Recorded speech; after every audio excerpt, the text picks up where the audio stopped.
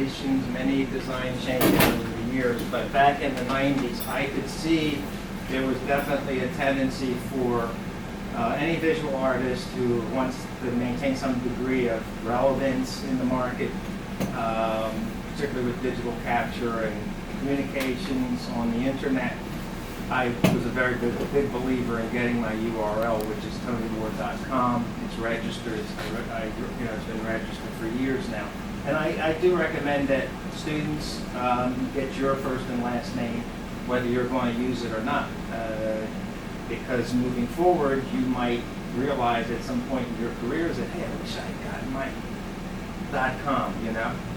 So this is tonyward.com. It's essentially a web portal, and what that means is this is the main site that leads to other sites. Okay, so if you look across the top of the menus that I set up here, on every website you always want to talk a little bit about yourself. Okay, so you click on that. I'm not going to read through this. You can do this on your own time, but I'm sure some of you have already read or know a little bit about my history in photography.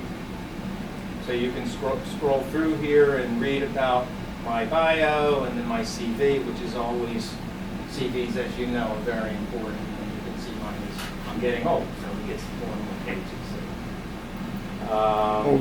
Older. Also, I have embedded in my about our tear sheets. For a photographer, tear sheets are really important. That's why when I talked to the person from the Daily Pennsylvanian, I was trying to figure out what was in it for the student photographer. Okay? And basically, tear sheets is still the importance of tear sheets is still relevant. So these are tear sheets that I've accumulated for many years, starting in the, this first one here,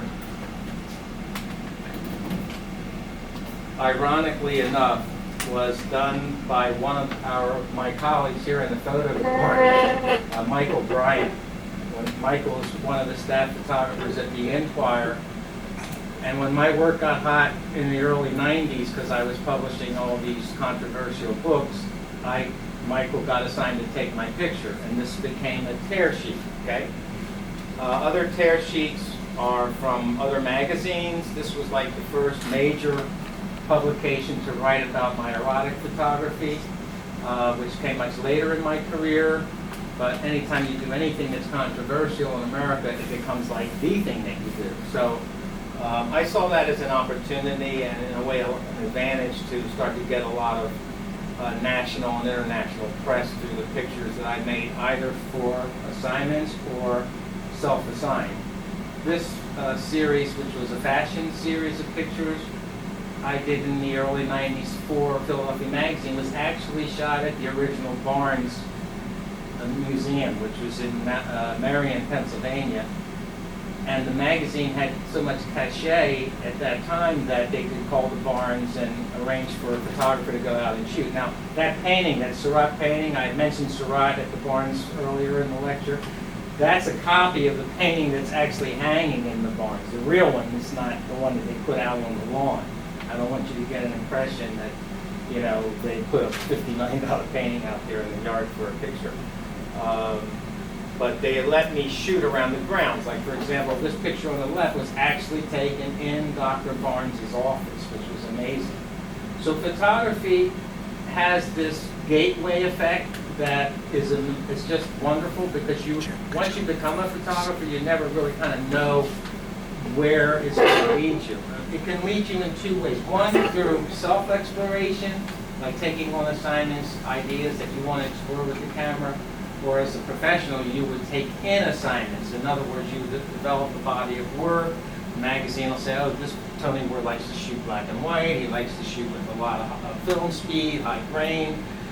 So let's give him a shot at something like this. So these tear sheets start to really add credibility to the photographer, and eventually leads to other assignments.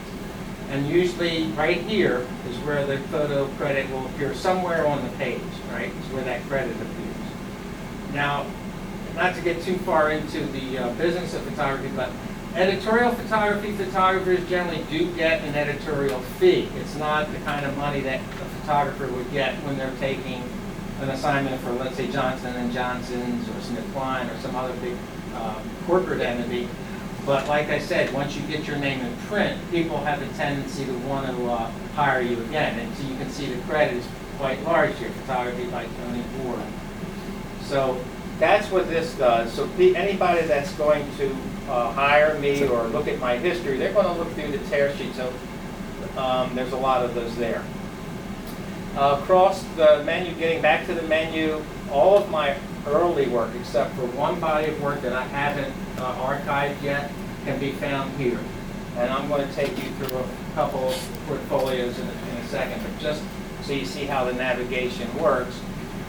When you click on portfolio, means that's what the artist is currently presenting as an active body of work that if someone is unfamiliar with Tony Ward, this is where they're going to get pointed. Why? Because this is the work I still like to produce. I still like to do portraits. I still like to shoot celebrities. I like to do fashion. I like to do erotic photography. So this is where the portfolio is seen, and you can scroll through it. There's tons and tons of pictures here of my fashion and portrait work, and I give you a brief explanation from 1990s to present. Now, what else? Okay. TWS is Tony Ward Studio. So if someone hits my Tony Ward main page, this will direct them to the page where I feature the work of my students. So if they scroll down here, it's about TWS, and then this link links you to the other site. That's why this is a portal. So it'll take you to a whole separate website where your work will appear. TWE is for adults only. This is my erotic work site, from 1990s to present, and there are various categories of this work which you can explore on your own. I won't go to the page because some of you may not, everybody has a different opinion about erotica, so I'm not going to illustrate this work to the class. Blog section is similar to Tony Ward Studio blog section, where I'll put up pictures of the day or feature a new cover, or promote my store where I'm selling my own goods. This was from our recent trip to Germany during our, just a couple of weeks ago, I was in Germany shooting this girl and some other models I worked with while I was on the trip. Promotional piece I'm doing for a local designer. This was a show I had in Hamburg. So that's an active feed so you can stay abreast of what I'm up to. Then I have a store where I sell my books. I have 6 published books on erotic and portrait photography by various European publishers. This was the first one, Obsessions, published in 1998. And this name here, A.B. Coleman, is one of the most famous publishers for critics for fine photography in the world. Store. Other things in the store are posters. So I've created this kind of online store presence where I sell various things. Contact information is here. So if you click on that, there's a picture of me, and there's a picture of my agent in Hamburg where European customers can contact her. We have an active market in collecting, so I have a large inventory of prints that I sell all around the world, and she's responsible for Europe. Okay, so let's look at the very beginning. So if we click on this early work icon, it'll take a little time to load because these pages are fairly large. And these are the earliest pictures that I produced from 1974 to 1980. So let's just scroll down and look at the page first.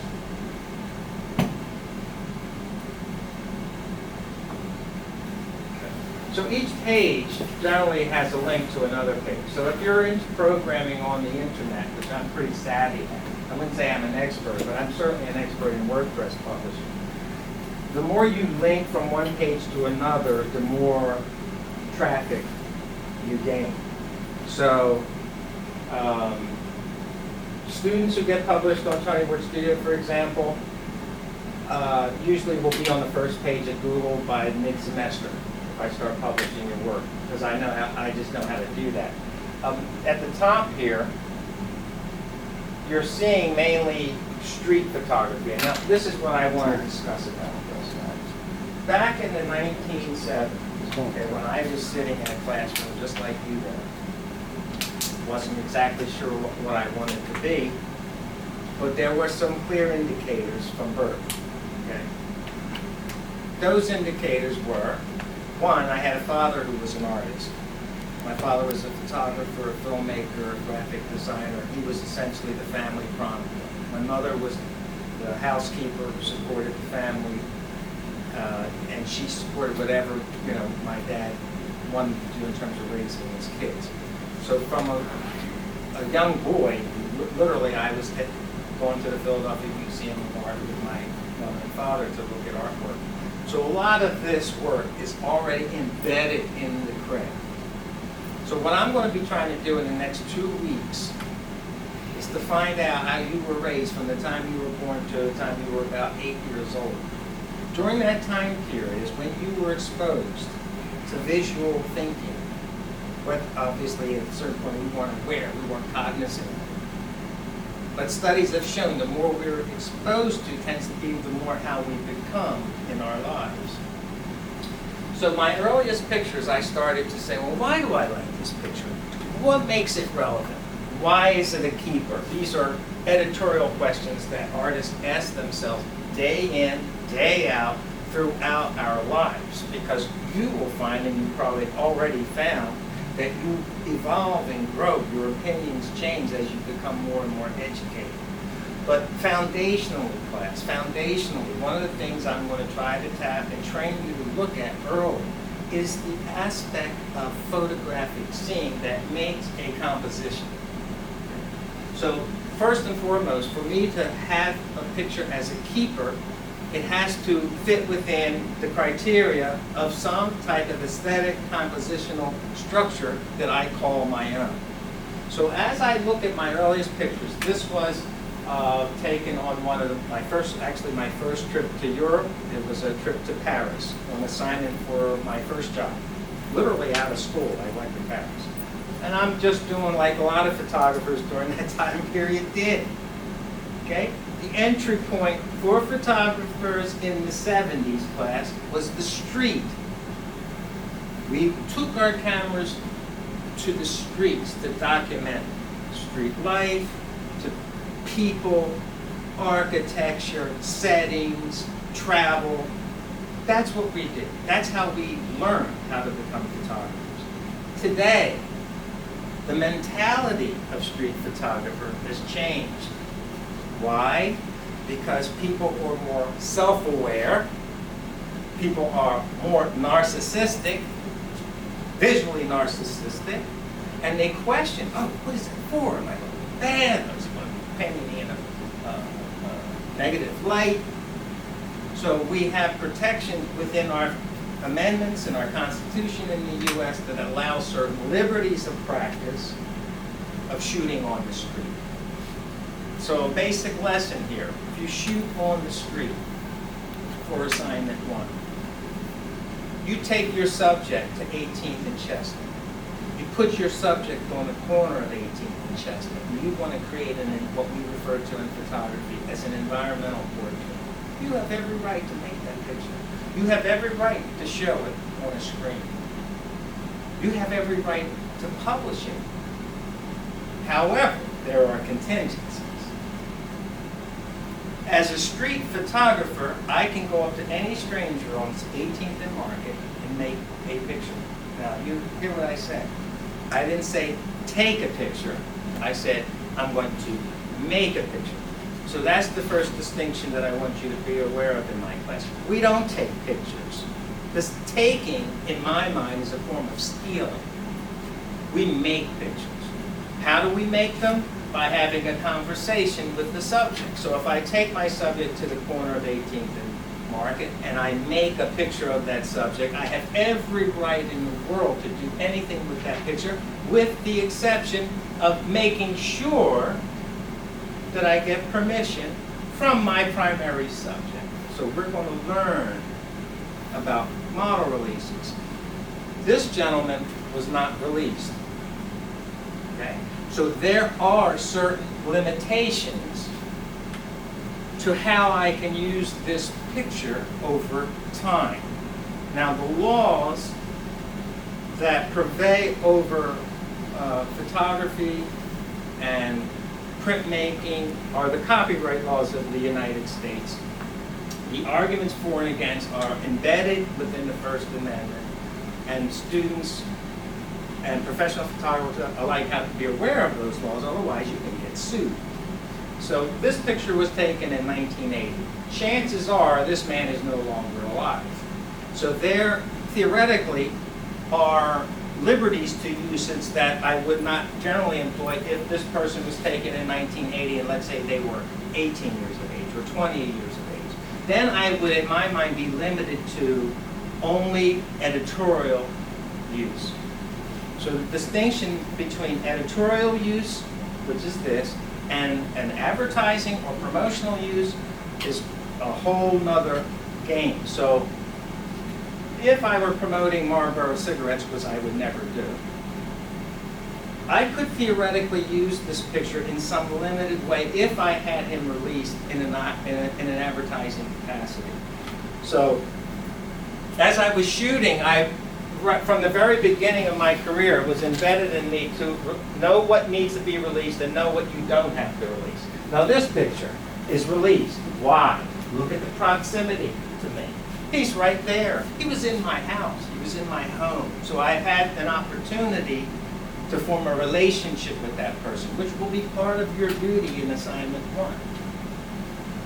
You will learn a lot just when I give you that instruction, because now you're going to learn how to negotiate, maybe with your roommate or your best friend.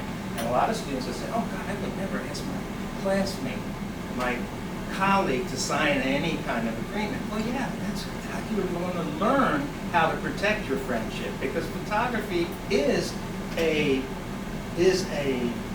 craft of laws. Okay?